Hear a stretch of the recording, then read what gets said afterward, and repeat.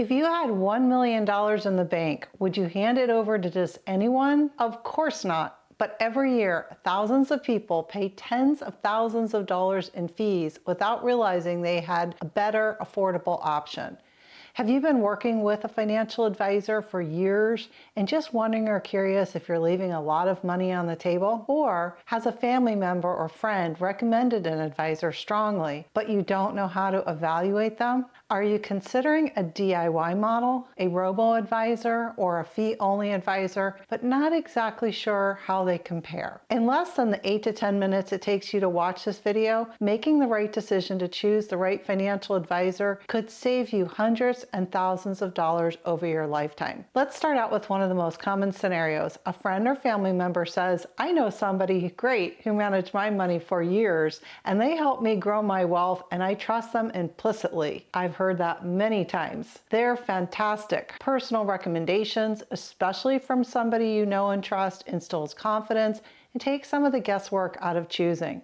Sometimes making a big decision like this can be very frightening. If a friend or family member recommends a financial advisor, that's okay. You just need to know the questions to ask to make sure they're the right one for you. Don't just pick a firm or an individual financial advisor because you know them or like them. Of course, that's important. Knowing their fee structure, knowing their licensure, and knowing their full array of services should be paramount to your decision of who will represent your finances throughout your lifetime. Today, we're evaluating considerations on how to choose the right financial advisor for you, whether you're a DIY type, somebody who wants full service, or just don't know where to begin. I'll also include a free downloadable checklist in the show notes that you can use when interviewing a financial advisor. And yes, you should interview them.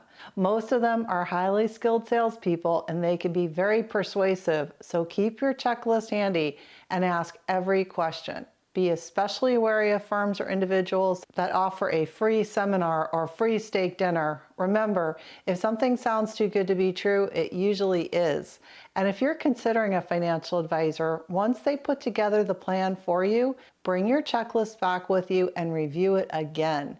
So stay with me because I'm going to show you how different options compare in cost and which one may fit your personality, your life stage, and your portfolio size. I'm Judy and welcome back to Reflections in Real Talk. I'm not a financial advisor, I'm just somebody like you who has evaluated these alternatives.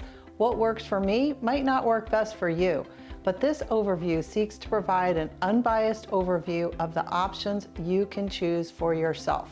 Let's make sure every dollar you worked for works hard for you. Let's start with the 5 main types of investment help available today. Some are free or low cost, while others can be pricey, but not always better. First, do-it-yourself investing is perfect for independent thinkers, lifelong learners, and those who have the time and interest to manage their own money. Platforms like Fidelity, Schwab, Vanguard, and M1 Finance offer tools to manage your own money, often with less fees, close to zero. Just be aware it takes time, discipline, and learning. Next are the robo-advisors. These are great for tech-savvy, hands-off investors. Companies like Betterment, Wealthfront, and Schwab Intelligent Portfolios charge around 0.25 to 0.4% per year for automating, rebalancing, tax loss harvesting, and goal tracking. Then we have low-cost advisors like Vanguard Personal Advisor Services. For around 0.3% annually, you can get access to a real advisor, though the advice may be somewhat standardized. Fourth, higher fee advisors like JP Morgan, Merrill Lynch, or Edward Jones are traditional full-service firms. They typically charge 1 to 1.25% of assets under management and cater to high net worth clients. These firms offer legacy and estate planning, but not all are fiduciaries, meaning they're not always obligated to put your best interest first. Last are the fee-only financial planners, which charge a flat fee, hourly fees, or a percentage. They're fiduciaries, meaning they must work in your best interest, and you can find them at napfa.org or XY Planning Network. Now let's talk dollars. Here's what each option might cost you depending on the size of your portfolio. For example, with a $300,000 portfolio, a DIY might cost around $150 a year. That's certainly reasonable. Robo-advisors, about $750, also very reasonable, while a Vanguard advisor, roughly $900.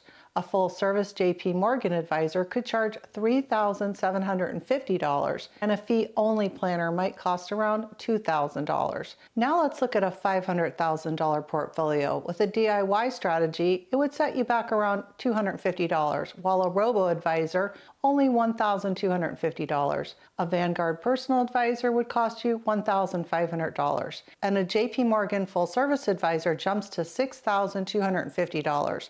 A fee-only planner might run about $2,500 to $3,000. Now let's look at the $1 million portfolio.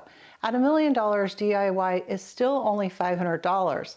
The Robo is $2,500, while a Vanguard advisor is $3,000. JP Morgan might charge $10,000 to $12,500, and a fee-only planner would likely be around $5,000 to $7,000. And finally, let's look at a $1.5 million portfolio. At $1.5 million, DIY is still only $750. A Robo is $3,750. Vanguard, $4,500. JP Morgan could be $15,000 or more, and a fee-only planner might charge $8,000 to $10,000. Remember, just a 1% fee difference on a $1 million portfolio equals $10,000 a year, and that adds up. For a more detailed overview on how fees can impact your portfolio, please watch my other video. I'll put a link in the show notes below. And if you haven't done so already, please like, subscribe, and drop a comment and let me know what type of financial advisor you have or are considering using. So which type is right for you? Let's match you by personality and life stage. In your 20s and 30s, you're in the learning mode and probably budget conscious. Robo-advisors or DIY options may be ideal for you. In your 40s and 50s, if you're busy with kids and a career and planning for college, a low-cost human advisor like Vanguard or a fee-only planner who offers solid support might fit your needs and lifestyle. When you're nearing retirement or in your 50s and 60s, and security usually becomes a top priority, a fee-only certified financial advisor who can advise you on a more holistic financial plan that includes taxes, income, and withdrawal planning, which can be invaluable. If you're a high earner or business owner with complex needs, you may benefit from a full-service firm like JP Morgan or a boutique fee-only planner with estate and tax experience. Before you hire anyone, ask these questions. Are you a fiduciary at all times? How do you get paid? Fee, commission, or both? Can I see a sample financial plan? What services are included? Avoid advisors who dodge fee questions, push products like annuities without full transparency, or won't confirm fiduciary duty in writing. Choosing a financial advisor isn't about picking the fanciest name. It's about knowing your needs, your values, and the true cost of advice. The more you know, the less you'll pay and the more you'll keep. As you can see, financial advisors may change throughout your life stage and with your portfolio. The strategy you choose in your 20s may not be the one you have in retirement. If you found this information helpful or interested in more topics on retirement planning and finances, please subscribe to Reflections and Real Talk so I can continue to make videos like this at no cost to you. Please click on the thumbs up, share it with somebody who might benefit from this content, and hit that notification bell so you won't miss out on future videos. YouTube also continues to promote videos with lots of comments, but more importantly, it helps me understand what my viewers are looking for. So please take a moment and drop a comment below. What's your biggest question about finding a financial advisor? Have you recently changed strategies? Which one works best for you?